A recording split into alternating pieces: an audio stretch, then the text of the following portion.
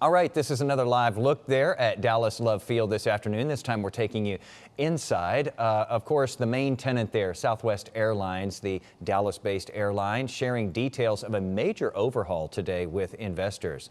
Now, some of these changes you've heard about, some are new though. Southwest switching to assigned seats now, offering some extra leg room for an upcharge on those seats, and it's starting red-eye flights as well and cutting 16 cities from its service list out of Atlanta.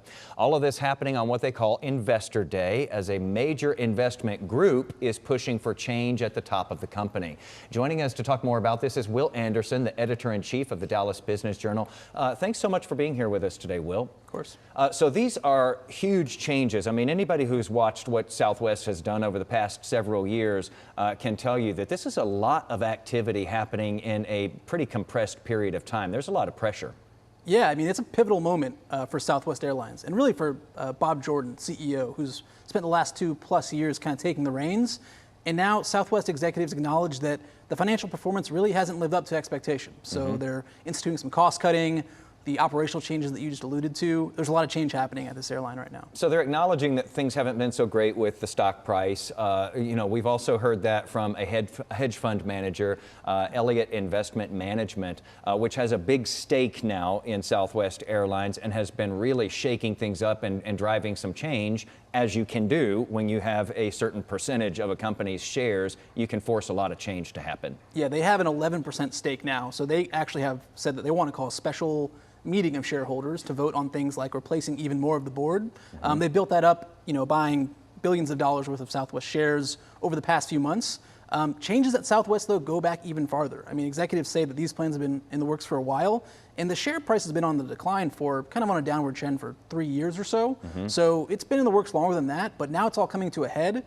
And as I said, Bob Jordan and the executive team, it's up to them now to bear down, see if they can realize some of these changes and affect change, or whether the activist investors will be able to sway shareholders. And they say that they've been involved in this for a while, coming up with these different changes for the airline, that this hasn't necessarily been driven by this hedge fund investor in the company. Do you get the sense, though, that management is scrambling a little bit here to try to get in front of anything that this big stakeholder will ask for?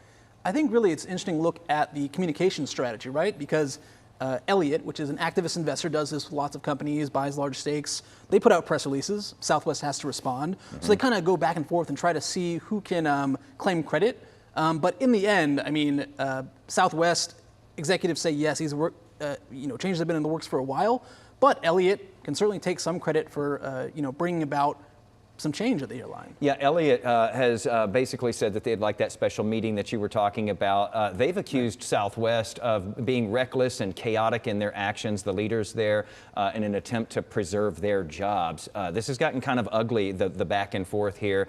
And Bob Jordan, the CEO of Southwest today, said that the firm, Elliott, has demonstrated little or no interest in collaborating with Southwest and instead focused on gamesmanship. So it seems like there's some pretty sharp wording going back and forth between them. Yeah, and they go back and forth, but that's what you expect them to say. They're not going to be best friends when they're trying to remove, you from your job as CEO. So it's kind of par of the course, especially with an activist investor that comes in unwanted and tries to buy up shares and enforce change. But it doesn't reduce the fireworks. So let's talk about the head count here, because this is a huge employer here in North Texas. Obviously, there's some talk of some significant numbers. I mean, it's not a small number. No, I think the number was they're going to have, by the end of the year, have 2,000 fewer headcount across the company. So that can happen through attrition. They say they're going to slow hiring levels. Overall, I think the top line or the bottom line number is reducing expenses by about $500 million. So that doesn't come about just from small changes. There will be significant changes at the airline, and that could result in quite a smaller headcount. And Southwest is also buying back a lot of its shares. It's going to enter into this partnership with Iceland Air and extend its international reach here.